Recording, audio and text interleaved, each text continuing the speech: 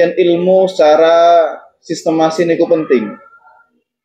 Sangat dusta kalau ono wong iso ibadah tanpa ilmu niku sangat dusta. Kalau juga sering bolak-balik menerapkan ke samian awek dewi niki lek pengen nyedek nang wong iku kudu nyedek pakai carane apa yang orang itu suka. Ngono kuwi. Kalau kita ingin mendekatkan diri PDKT nang Gusti Allah ya kudu ibadah apa sing dangarepne Gusti Allah. Sampai teng ayate ditegaskan oleh Gusti Allah, "Qul in kuntum tuhibbunallaha fattabi'uni." Oleh awake dhewe ngaku cinta karo Allah, fattabi'uni, maka ikutilah aku main Nabi Muhammad. Gak enek wong sing ngaku seneng karo Gusti Allah, PDKT karo Gusti Allah tapi ndak meloki Nabi Muhammad, ndak ada.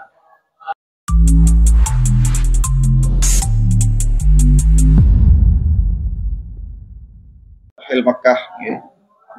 Beliau masih memperlebar pembahasan Fathul Makkah. Nopo kok disuwek-suwekno ya, ataupun didetailkan masalah Fathul Makkah. Karena Fathul Makkah niki adalah masa-masa kejayaan, masa-masa puncak dakwah Kanjeng Nabi teng kota Makkah. Mriki musannaf menjelaskan bab niranu jaisil muslimin.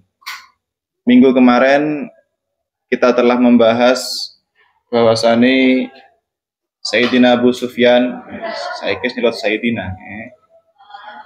Sebelumnya kita enggak memanggil Sayyidina karena belum masuk Islam.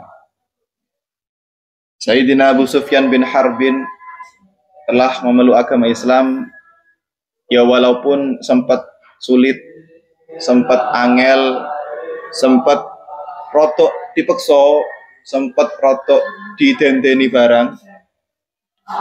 Karena pancen beliau niki sudah bertahun-tahun, bahkan 20 tahun nih. 20 tahun derek memerangi Kanjeng Nabi. Wajar mawon kalau Islamnya Abu Sufyan niku angel, wajar nih. Napa? Karena 20 tahun melok musuhi Kanjeng Nabi. Bon, ternyata alhamdulillah Islamnya Abu Sufyan wis entek. Kanjeng Nabi sudah enggak punya musuh di Mekah. Artinya musuh yang berarti. Kayak musuh-musuh enteng-enteng kathah. Engko ono musuh Kanjeng Nabi namanya Maslamah al-Kadzab nggih. Ono sing maca Maslamah, ono sing maca Muslimah, terserah nggih. Maslamah al-Kadzab niku wong sing ngaku nabi. Kaya nang Indonesia ono Lia Edan, ono sepone kae sing ngaku nabi, ngaku malaikat nggih. Ono sing napa jenenge seorang orang tua. Sing terakhir iki sing unik yang daerah Jawa Tengah, Jogja. Ono kiai jadi ditelepon malaikat, nelpon Gusti Allah. Nelpon Gusti Allah agar hari raya ini cuma berapa hari, kemudian wah kata kula bola bayin samian nggih. Wabil khusus sing nate ngaji teng mriki, sing ngaji teng pondok mriki, munculnya hal-hal aneh ngono kuwi rek itu bukan berdasarkan nafsu, tapi berdasarkan qillatul ilmi, berdasarkan sithik ilmu. Ngoten nggih. Pancen ilmu secara sistematis niku penting. Sangat dusta kalau ono wong iso ibadah tanpa ilmu niku sangat dusta. Kalau juga sering bolak-balik menerapkan ke samian awek dewi niki lek pengen nyedek nang wong iku kudu nyedek pakai carane apa yang orang itu suka. Misalkan Hari seneng karo Yazid misalkan, Hari kudu PDKT dengan apa yang disukai Yazid, bukan PDKT dengan apa yang disukai Hari. Ngono kuwi. Kalau kita ingin mendekatkan diri PDKT nang Gusti Allah ya kudu ibadah apa sing dangarepne Gusti Allah. Ya, yang dikarepkan Gusti Allah niku sudah disampaikan oleh Allah melalui malaikat Jibril dan disampaikan oleh Kanjeng Nabi sallallahu alaihi wasallam. Sampai teng ayate ditegaskan di Gusti Allah, "Qul in kuntum tuhibbunallaha fattabi'uni."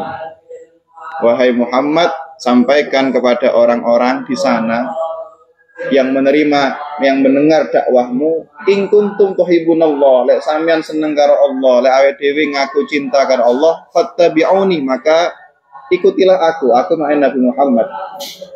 Gak enek wong sing ngaku seneng karo Gusti Allah, PDKT karo Gusti Allah tapi ndak meloki Nabi Muhammad, ndak ada. Ono wong sing pengen nyedek karo pangeran tapi meloki wong liya, bukan meloki Kanjeng Nabi, nggak ada. Wahakadha, makanya hal-hal seperti itu, hal-hal seperti itu membahayakan. Jadi ini kemarin kalau mirsani napa namine pengawasan Gus Bak ki ngoten niku. Akeh-akeh wong sing aneh-aneh, sing unik-unik ku wong sing kurang ngajine. Wong sing kurang ilmune. Ngaku ngeten, ngaku ngene, ngaku ngomong ngene. Seperti itu, makanya ilmu itu dasar. Imam Ghazali menyebutkan dalam kitab Al-Ihya, juga disebutkan ulang lagi dalam kitab Minhajul Abidin. Beliau menyebutkan hadis Kanjeng Nabi, beliau dawuh, fadlul alim 'alal 'abid. Seandainya ada dua orang, sitoke wong ahli ilmu tapi ibadah biasa mawon. Sitoke ahli ibadah tapi ilmune gak enek. Ibadahnya berlandaskan jarini, jarini. Ngaten niku Nabi dawuh kafadli ala adna sairi ashabi. Itu padha bandingane karo kemuliaanku dengan kemuliaan sahabat yang paling rendah. Mana piye Nabi Muhammad kan nabi sing paling tinggi, kelas men atas. Bandingane karo sahabat sing klasmen paling bawah, bagaikan langit karo sumur. Ataupun Rasulullah pernah mengatakan juga dalam hadisnya, kal badri atau kal qamari ala sairil kawakib, seperti rembulan dibandingkan bintang-bintang yang kecil. Itu keutamane wong alim. Makne alim ini ngeten simpel, rek alim niku gak kudu alamah kasratul ilmi, upake ilmune sampean apal Fathul Qorib atau Wahab boten. Tapi alim adalah ketika kita mengetahui ilmu kita amalkan. Itu. Pun nggih. Nah, mriki pembahasan napa namine akhir Fathul Makkah inggih punika setelah Islamnya Sayyidina Abu Sufyan bin Harbin, yang mana beliau juga menjadi maratuwane Kanjeng Nabi. Karena beliau niku nggak ada garwa asmine Ummu Habibah. Ummu Habibah niki anak wedoke sinten? Abu Sufyan. Yang mana Ummu Habibah sudah nopo jadi dinikah oleh Kanjeng Nabi. Salah satu motifnya adalah pi amre bapake kecantol.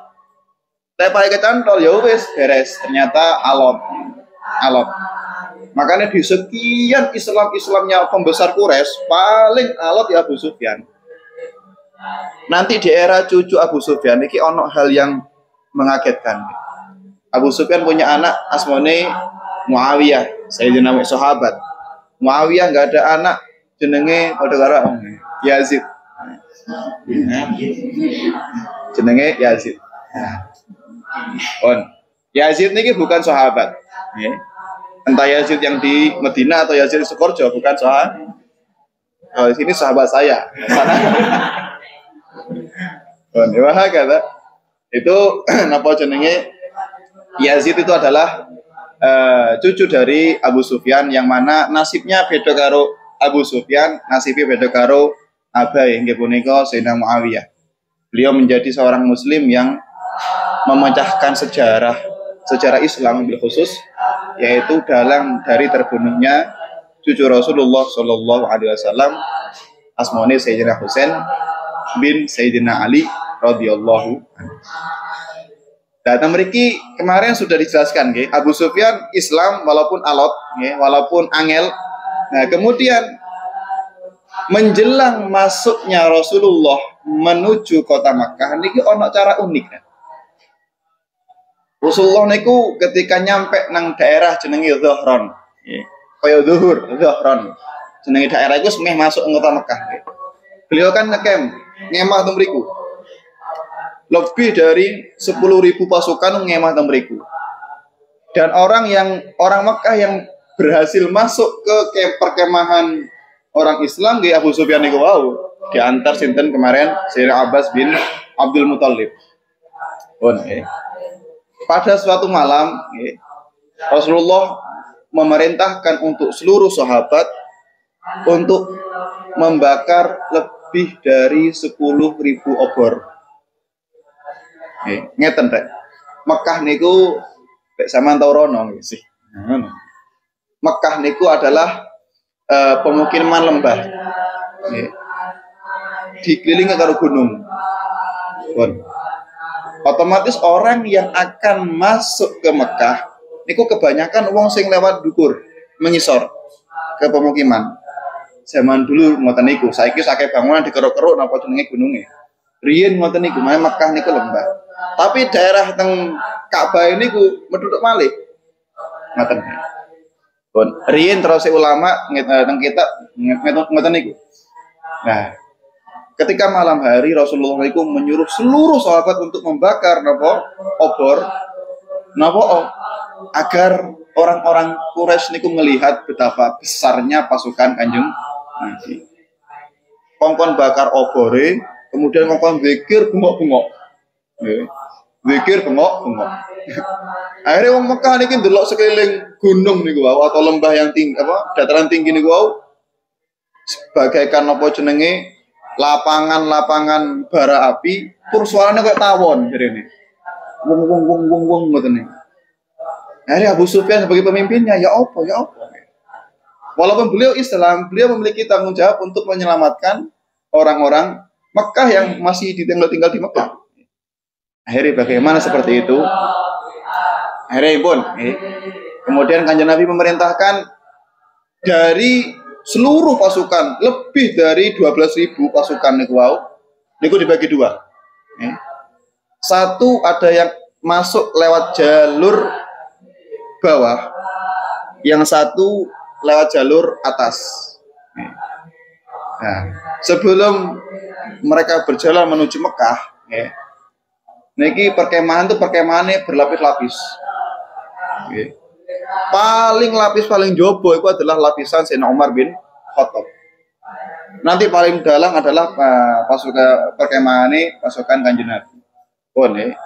Mereka telah membakar obor, wong kafir wis mulai gelisah mulai ono sing nulis wasiat barang, ono sing wae intine ngono kuwi wis dilongkas matilah pikirane ngoten niku.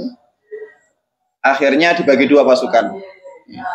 Pasukan yang di bawah itu adalah pasukan yang dipimpin oleh Sayyidina Khalid bin Walid lewat ngisor, lewat dataran rendah.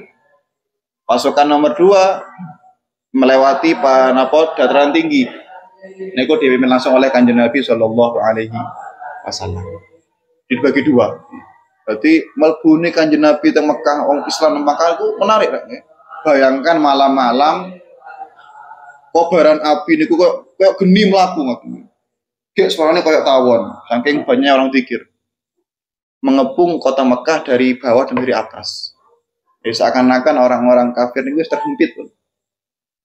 Tapi menariknya Rasulullah ketika memberi kode kepada kepada para sahabat itu masuk kota Mekah diwasiati.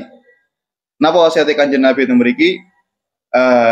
Beliau ngendikan ojo sampai mateni uang kecuali mereka memulai membunuh sampean. Jadi memang ini adalah peperangan, cuman kalau bisa kalau nggak dimulai maka lebih baik damai. Maknanya jangan sampai ada pertumpahan darah.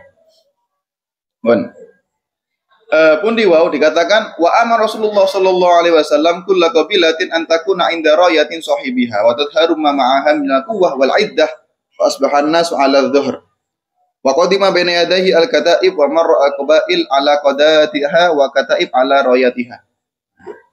Rasulullah niki mengutus ke seluruh sahabat. Nah, pasukan 12.000 lebih niku wau ternyata banyak pemimpinnya. Sayyidina Umar bin Khattab mangke, Zubair bin Awam, kemudian Sa'ad bin Ubadah, kemudian Khalid bin Walid, kemudian Sayyidina Ali bin Abi Thalib menjadi pemimpin semua. Dan menariknya Rasulullah memerintahkan perbanyak bendera. Jadi wakil bendera nih. Nah, bendera ini kutulisi. Apa terserah. Apa jadi kelompoknya dewi-dewi. Jadi nulis napa kata-kata atau saiki apa lah iku wates ngoten niku apa jenenge nasihat-nasihat atau apa wis kata-kata pejuang ngoten nggih. Terus ora kabeh dewi-dewi. Kenapa? Karena semakin banyak bendera kan malam-malam nggih. Dari bawah kan kena sentori genine obor. Itu menunjukkan semakin banyak pasukan. Seakan-akan Mekah ini akan dikerumuni oleh orang.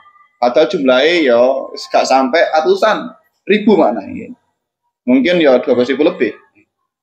Dengan formasi ngoten niku seakan-akan pasukan Nabi luar biasa banyaknya. Masuklah Kanjeng Nabi di waktu malam.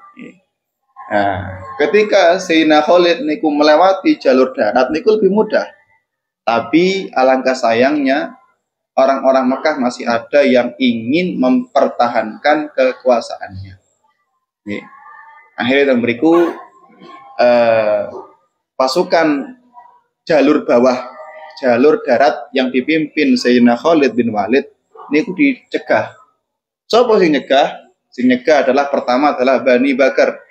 Bani Bakar niku musuh rivali Bani Khuzaah yang menyebabkan meletusnya Fathul Mekah niki. Kemudian juga dibantu oleh sebagian bani-bani yang napa jenenge pro kepada Bani Bakar, termasuk orang-orang Quraisy yang mriku. Lah Nabi ngeten apa jenenge wasiate la tuqatilu illa man qatalakum. Ojo sampean mateni kecuali orang yang membunuh sampean.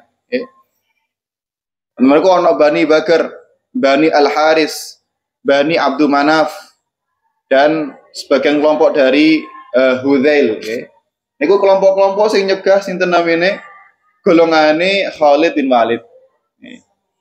Khalid niku masuk ke kota Makkah dilempari anak panah, diserang orang-orangnya. Kleru sing nyerang, kleru. Kenapa? Karena menyerang Sayyidina Khalid. Beliau sudah pernah berpengalaman wong 3.000 melawan 200.000. Saiki pasukan niku walik. Pasukan Islam yang hanya 3.000 di Perang Mu'tah kemarin, pasukan Islam yang hanya 3.000 melawan 200.000 iku cek menang. Nah, artinya sedikitnya pasukan Islam itu masih dimenangkan ketika dipegang Khalid. Lah iki saiki keadaan iki walik. Luwih akeh pasukan Islam dan lebih sedikit pasukan orang kafir. Makanya salah alamat. Salah alamat. Ada sempat disergap oleh orang-orang kafir, Bani Bakar, Bani Haris, kemudian apa jenenge Bani Abdi Manaf juga termasuk oleh Kanjeng Nabi sing kafir nggih. Nyegah ngoten niku akhirnya yo dibabat habis oleh sinten namine kelompok Khalid bin Walid. Pun akhirnya didesak mundur, kemudian sebagian mereka lari. Ketika lari ternyata dari kabilah Bani Bakar sudah terbunuh orang 24. Dalam sejenak peperangan niku, duel niku. Akhirnya mereka naik munggah gunung. Munggah gunung ketemu ke pasukan Kanjeng Nabi. Bingung, Bang. Ya apa rek? Abu Sufyan di tengah-tengah. Bengok-bengok. Ala akullukum. Aku wis ngomong sampean kan, sapa wong sing mlebu omahku, dia akan selamat. Sapa wong sing mlebu omahe dhewe-dhewe dikunci, mereka akan selamat. Kenapa mereka masih melawan? Jadi Abu Sufyan, sampean iki wahai rakyatku, kenapa masih mencari kematian? Iki gak iso lolos maneh, sari mati, Ustaz. Aku wis ngomong, aku iki ketemu Kanjeng Nabi dikasih napa suatu kebebasan, satu kekuatan dari Kanjeng Nabi bahwasanya sapa wong sing mlebu nang omahe Abu Sufyan tidak akan dicelakai. Sampeyan gak percaya aku wis pirang-pirang tahun dadi kota sampeyan. Greget Abu Sufyan. Akhirnya mereka sing awalnya munggah gunung mudhuk kan. Kemudian masuk ke rumahnya Abu Sufyan untuk berlindung dari pasukan orang-orang Islam. Nah, menariknya pada momen niku Rasulullah niku ketika masuk menginjak nggih. Nah niki napa beliau nete kendaraan nete kendaraan apa jenenge wae. Nah niki. Beliau ala rahilatih tawadu'an lillahi ta'ala. Warwa al-Bukhari an Abdullah bin Umar annahu aqbala yaumul fathi min a'la Makkah ala rahatil Qaswa. Jadi beliau naik tunggangan unta wakila jaran sing asmane Qaswa. Asmane Qaswa. Niku pemberian dari Sayyidina Usama bin Zaid. Niki yang menjadi menarik niki kayak pelajaran dhewe rek. Jadi yang memiliki barokah itu enggak cuma uang, tidak hanya kiai, tidak hanya ulama, tidak hanya napa jenenge para wali boten, tapi tempat pun juga punya barokah. Jadi ketika Kanjeng Nabi sudah bertahun-tahun boten masuk kota Mekah, yang mana Mekah niku adalah tempat Ummul Qura, ibu desa. Jadi di suatu riwayat mengatakan ketika Gusti Allah niki menciptakan bumi, Gusti Allah niku ketika menciptakan daratan yang pertama Allah ciptakan itu adalah Mekah.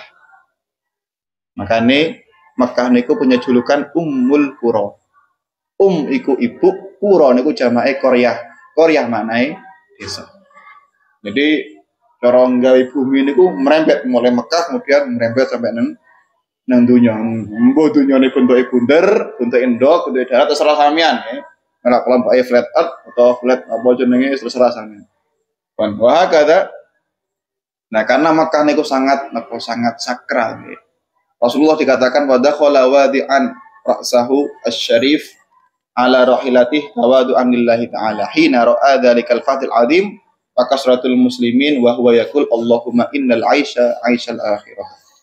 Waktu itu Rasulullah ketika menginjak kota Makkah lagi setelah sekian lama merindukan kota Makkah dan berharap Makkah niki menjadi sentralnya agama Islam, beliau ini kan numpak tunggangan.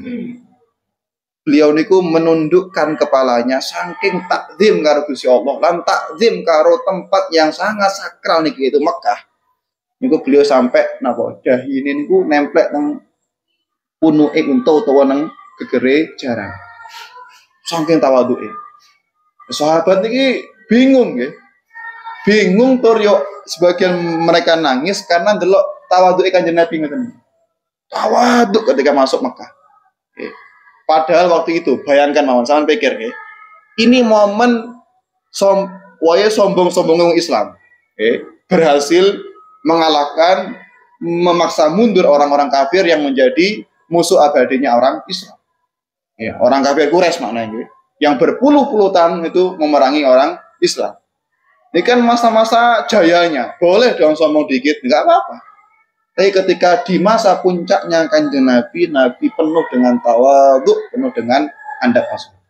Sampai napa batu ini dahinya ini nempel teng gegere tunggangan ini kuwi. Sahabat niku mular sampai protes. Wae Kanjeng Nabi iki berhak banget sombong dutang-duting, berhak banget.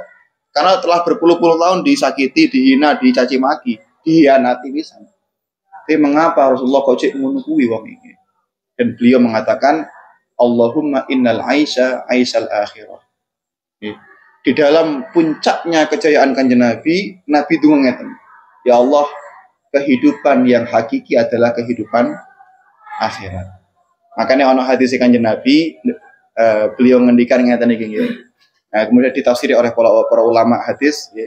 Ketika kita dalam puncak-puncaknya, samian misalkan, ya, untuk rezeki kayak gede duit miliatan misalkan, ya. Atau jaya-jayanya masa uripe samian, ya. Atau ketika jenengan pergi ke perkotaan kemudian melihat bangunan yang megah sehingga sampean gumun, iku la iso ndonga Allahumma innal aisha aishal akhirah. Jadi ya Allah, urip sing hakiki niku namung urip akhirat. Napa biar kita enggak terjelomprong. Maknane piye? Ngeten. Orang itu akan napa namanya? Orang itu akan tidak sempurna akalnya dalam dua hal. Dua keadaan. Pertama napa niku? Over senengi. Yang nomor dua adalah over susah. Niki dua hal yang membuat akalnya wong iku napa jenenge kurang. Misalkan nggih, coba samian kapan pun mesti sampean tahu ngalami seneng pol, tahu ngalami susah pol. Lek seneng pol biasanya lali sembarangan nih. Ono acara nggih, seneng are napa jenenge barang-barang haram sing biasa nih kita hindari. Ya, karena lagi seneng lali are dilakoni. Amin. Makanya agama Islam tidak menganjurkan kita selalu over dalam kesenangan. Kenapa? Karena membuat kita lupa. Ya, nomor dua adalah juga agama Islam juga sangat tidak menganjurkan kita berlarut dalam kesedihan. Sumpek sampai berang-berang dino ini gak dianjurkan saja nih. Walaupun bentuknya ada yang menunggu. Kenapa? Karena gak normal. Nanti ketika sampean belajar fikih, masalah apa kodok, uang jadi hakim, seorang kodi jadi hakim itu akan dilarang bertugas jadi hakim, hakim apa keputusan itu loh ya. Ketika beliau dalam keadaan dua hal niki wau. Napa niku? Lagi seneng nemen utawa lagi susah nemen. Ojo gak iso bijak, gak iso adil. Makanya saiki ono hakim-hakim disogok-sogok ngono kuwi ya gak adil ya. Makane putusane kan elek kabeh. Apa sogok kira seneng misalnya. Kira-kira sampun yes gampang wis kalau suwi napa pengadilan sampun. Nah Kanjeng Nabi ngoten iki menganjurkan kita sebagai penganutnya, pengikutnya, muhibbinnya menganjurkan donga Allahumma innal aisha aisyal akhirah. Ya Allah, hakikat urip namung urip akhirat. Jadi entah kula dalam keadaan susah atau dalam keadaan senang, maka ini bukan finishnya. Hakikat urip adalah teng akhirat. Nek lek jere napa lek jere wong-wong orang sing belajar psikolog. Ketika napa jenenge ketika ada satu nasihat yang harus kita hafalkan nggih. Dalam hidup napa niku kalimat ini semua pasti akan berlalu. Ini iku kudu sampe ulang-ulangi nggih. Kenapa? Ternyata iki gak jauh beda dengan apa yang didhawuhkan Kanjeng Nabi niki. Ini semua pasti akan berlalu. Ayah tidak senang lagi untuk sepeda motor anyar, mobil bagus, rumah baru, duit akeh, atau punya keluarga yang sukses semua. Intinya dunyane niku mumbul, naik karirnya. Kita harus memiliki mindset napa? Ini semua pasti akan berlalu. Mana ben gak girang, girang ku lali kadang gak normal. Ya podo ketika kita kena musibah, kena bencana atau kena ya Allah aku kok ngene-ngene ae duwe gak tau akeh. Usaha megawe ngene yo bangkrut ae, melarat ae, menggandeng ngono. Rokoke mbaku, kapan sekali-kali Suryana sekali-kali sampurna. Jawaban ngoten iki. Ini semua pasti akan amin. Kenapa? Karena yang ngoten niku rek. Dunya niku hanyalah napa? Mazra'atul akhirah lah jadi Sayyidina Ali bin Abi Thalib. Padha karo dawuh Kanjeng Nabi innal aisha aisyul akhirah. Mane piye jangan sampai kita itu sepaneng gara-gara hidup nang dunya. Angel. Anjen yo angel. Pun. Intinya ngoten iki. Jadi ketika Kanjeng Nabi niku dalam puncak-puncaknya jaya, dia malah tawadhu. Angel rek, iki angel saya angel. Bayang misalkan Cak Haji megawe puncak-puncaknya wis. Dadi juragan semongko, juragan pupuk, juragan apa mbako, juragan sugih sawe sak hektar-hektar ke. Ketika dalam karir puncaknya caji tawadhu iku angel. Padha ae dhewe ngono kuwi, mesti lek musuke biasanya rada membusungkan dadane. Pun mau enggak mau wis rek ae dhewe ngoten iku. Ono sing gak tau nyekel duit kaya dhewe ngene iki. Duit 1 juta 2 juta wis ayo Gus melaku Gus tak bayar nang warung sampean. Ngono kuwi sampe. Wah kata. Nah Kanjeng Nabi niku ngoten niku. Iku cerminan gaya dhewe nggih. Bahasanya ketika dalam karir puncaknya ojo lali iki mek dunyo lho iki mek dunyo. Kita boleh membusungkan dada ketika sudah nang surga itu boleh. Nang dunyo walaupun dalam puncak-puncaknya. Sampai wonten lho nggih ana istilah apa jenenge sama mesti sering krungu nggih. Lek pengen ngerti karaktere wong kayak ana duit. Kan ngoten. Kayak ana duit. Lek pengen ngerti wong kok apik wae lek kayak ana duit. Lek dikei duit akeh kok J apik berarti wong apik pancen. Lek dikei duit kok mulai ngene. Berubah ya itulah sifat asli. Atau dengan cara dijak lungo adoh pirang-pirang dino. Itu bisa mengetahui karakter aslinya seseorang. Bon. Setelah itu Rasulullah dengan keadaan seperti itu tawaduk banget, beliau masuk ke kota Mekah dino Senin. Nah, Senin ini luar biasa rek. Nabi lahir dino Senin. Nabi masuk kota Mekah dino Senin. Nabi Muhammad meninggal dino Senin. Nabi Muhammad membuka kota Mekah, masuk kota Mekah dino Senin. Ya, maka Senin itu tapi menarik ya. Lek bagi orang Islam hari terbaik yo saiki rek dino Jumat. Ya. Niku Idul Muslimin, tapi hari terbaik bagi personal Kanjeng Nabi niku hari Senin. Ngaten nggih, harus bisa dibeda-bedakan. Makanya kalau Sayyidul Ayyam yo Jumat. Tapi favorit bagi Kanjeng Nabi yo Senin. Sampun ya. Ngaten niku. Wa kana dukhulu yaumul Isnin wa kana mu'tajizan bi shiqqati burdatihi hamra. Beliau enggak ada tidak selendang. Selendangnya warna ono ijone, ono merahnya. Ono ireng. Niku napa namine selendangnya. Niku melampah ngeten, mandhap dugi kenen napa tunggangane bukan melampah sing guagah mboten. Melampah kaya wong sing napa namine kesel, wong sing kecapean, wong sing banyak lukanya, wong sing napa nggih. Bayangkan sampean kaya ana wong mulai toko peperangan, capek banyak lukanya. Padahal Nabi tidak mengalami itu. Itu saking menunjukkan aku gak pengen sombong ketika dalam karir puncaknya. Itu angel, itu sangat ujian, sangat ujian. Bon, wakana liwa'uhu dan beliau punya bendera, Yaumadaful Makkah ketika masuk di kota Makkah abiyat punya bendera warna putih. Waroyatuhu aswad. Onok liwa, onok royah. Niki sama-sama bendera, cuman bentuknya beda. Biar le gambar nih. Iku saking saking kayanya bahasa Arab nih. Liwa niku bendera untuk tanda kekuasaan. Contohnya misalkan Indonesia. Itu adalah benderanya warna merah putih. Ono neh simbol. Nang sore Indonesia ono bendera-bendera kecil-kecil. Iku yo ngoten niku jenenge iku bendera-bendera ngoten niku bahasa Arab beda, ono liwak, ono royah, ono apa neh. Beda-beda.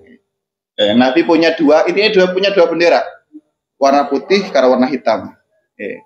Sama tulisannya la ilaha illallah Muhammadun Rasulullah. Saiki sampai semerap niku. Cuman kayak enek pedange ngono gak enek kaya Saudi ora enek. Pokok la ilaha illallah Muhammadun Rasulullah. Wa kana dukhuluhu li asri biyakin min Ramadan. Tanggal 10 Ramadan dino Senin.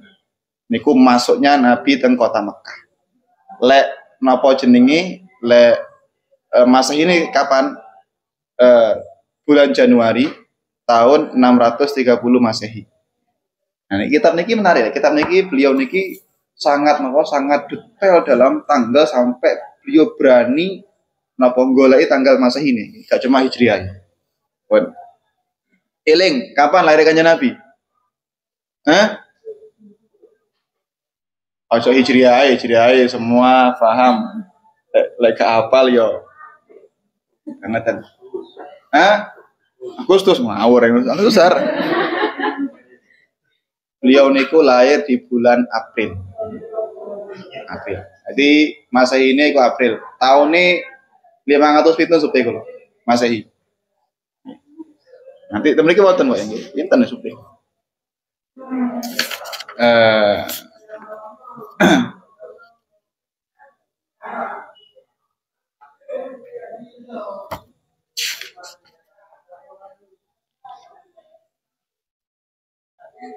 Pon nggih. Mbak mereka ada dua versi nggih, malahan nggih. Tuh, sing jare hari bener mau. Bener har. Rasulullah lahir itu di kawal pertama nggih. niku di 20 Agustus. 20 Agustus tahun 670 Masehi. Ya. Nah, kemudian ono sing mengatakan bulan April niku karena pancen lahirnya bulannya Kanjeng Nabi niku khilaf. Kaul yang paling aksar niku mengatakan Nabi lahir di bulan Rabiul Awal. Ono sing ngomong kan bukan Rabiul Awal, juga ada yang mengatakan bukan di tanggal 12. Tapi kaul yang nomor 2 itu. Tapi kaul pertama jelas tanggal 12 Rabiul Awal hari Senin, itu jelas. Oke. Tapi kaul yang pertama kalau Masehnya 20 Agustus tahun 570 Masehi. Saiki 2000 piro rek? 2024, hampir 225. Di tahun 570 Nabi lahir. Niku iki menariknya apa musannaf nggih Syekh Muhammad Ridho niku detail dalam tanggal. Makanya kalau senengi teng kitab niki ngoten. Wa ma'ahu zaujatahu Ummu Salamah wa Maimunah radhiyallahu anhuma, dan beliau masuk kota Makkah dibarengi 2 istri. Pertama adalah Ummu Salamah, nomor 2 adalah Sayyidah Maimunah. Ummu Salamah niki nggih Ummu Salamah niki juga memiliki keluarga yang sangat keras dalam melawan Kanjeng Nabi, yaitu beliau punya kerabat yang bernama Umayyah bin Mughirah. Ini juga orang-orang yang melawan Kanjeng Nabi. Kemudian juga kalau Sayyidah Maimunah sudah jelas kita bahas, beliau adalah asmuni Hindun awal dege, dan di nikah Nabi 300 Maimunah, beliau adalah putranya Sayyidina, putranya Haris. Beliau menjadi bibinya Sayyidina Khalid bin Walid. Karena kenapa Kanjeng Nabi niku menikah dengan Sayyidah Maimunah? Ben apa? Ben Khalid niku gelem mlebu Islam. Makanya bolak-balik sampean aja sampai suudon karo Kanjeng Nabi. Nek Kanjeng Nabi niku nikah banyak. Sayyidah Maimunah dinikah oleh Kanjeng Nabi usianya kurang lebih 50 tahun. Dan itu menjadi istri terakhir Kanjeng Nabi. Kalau pertama Sayyidah Khadijah, kalau terakhir Sayyidah Maimunah yang asma aslinya adalah Hindun. Kemudian Nabi setelah masuk ke kota Mekah, kemudian apa yang akan dilakukan Kanjeng Nabi di kota Mekah? Apakah beliau akan membunuh semua orang-orang yang telah melukai Kanjeng Nabi, memerangi Kanjeng Nabi? Insya Allah kita bahas di pertemuan yang akan datang. Perlakuan Kanjeng Nabi kepada sinten namine orang-orang yang telah tertangkap atau orang-orang yang telah terkepung di kota Makkah. Nah, dari kisah niki banyak hikmah ini, termasuk niku wau. Jadi kaidah innal aisyal akhirah niku sangat sangat membantu nggih. Manae piye maknae sampeyan niku urip mesti dikasih kadar musibah nggih. Macam-macam musibah. Semakin taat, semakin akeh musibah. Ojo rumangsa sampean. Semakin patang ibadah, semakin gede musibah. Lho nggih. Semakin bajing ya gak usah kae musibah sampean ngono kuwi. Makane asaddul bala al anbiya summa yalunam hakada. Niku ngoten nggih, liyabluwakum ayyukum ahsanu amala, itu banyak sudah. Karena musibah itu bukan semata-mata kebencian Allah pada kita, tapi untuk semakin menguatkan kita. Tapi ada satu kata yang membuat kita itu tergugah untuk melewati semua musibah niku nggih dungane Kanjeng Nabi, Allahumma innal aisha aisyal akhir. Ya Allah, kehidupan yang hakiki adalah kehidupan akhirat. Ben gak bingung-bingung rek. Sing gawe gak entuk duit akeh, gagal terus, ya sudah, jangan terlalu terobsesi. Ya walaupun perlu kerja keras, tapi ya sudah, ini kehidupan bukan yang hakiki. Nah, jadi wong-wong ngoten niku. Ini semua pasti akan berlalu. Nah, ngoten niku. Ternyata Kanjeng Nabi niku lebih pintar daripada wong-wong sing mbok rungokne nang napa jenenge nang sekolah-sekolah niku wae. Kalimat ini semua pasti berlalu sudah utarakan oleh Kanjeng Nabi dengan kalimat yang lebih indah. Innal aisha aisyal akhirah. Kehidupan yang hakiki adalah kehidupan akhirat. Makanya apapun yang terjadi ya sudah. Ya, diterima mawon. Jadi ini suatu riwayat mengatakan ono satu ibadah yang nilainya mengalahkan ibadah segalanya. Nggih. Ngalah-ngalani wong sing bendino qiyamul lail mulai mari maghrib sampai subuh qiyamul lail. Bendino seumur hidupnya. Dan mengalahkan pahalanya orang yang setiap hari puasa seumur hidupnya. Napa niku? Itu adalah ibadah yang tidak dilakukan oleh tubuh walaupun mulut ataupun mata ataupun telinga. Itu ibadah sing rupane taslimu ala qadrillah. Pasrah karo takdire pangeran. Niku ibadah sing paling gede ganjarane. Manut pasrah neriman legowo karo takdire pangeran. Nerimo lek dilairno teko keluarga sugih atau melarat. Nerimo lek dikei jisim kayak ngene awake dhewe sing serba kekurangan. Nerimo lek ditakdirno nang donya iku kefakiran, kangelan gawe dhuwit. Nerimo lek nang donya ditakdirne akeh musibahe. Nerimo. Yang penting kita memasrahkan diri ke Gusti. Makanya Islam itu istislam, menyerahkan diri ke Allah. Oke, wallahu a'lam bishawab. Al-Fatihah li sayyidina Muhammad sallallahu alaihi wasallam. Nallahi tatasyahu. Al-Fatihah.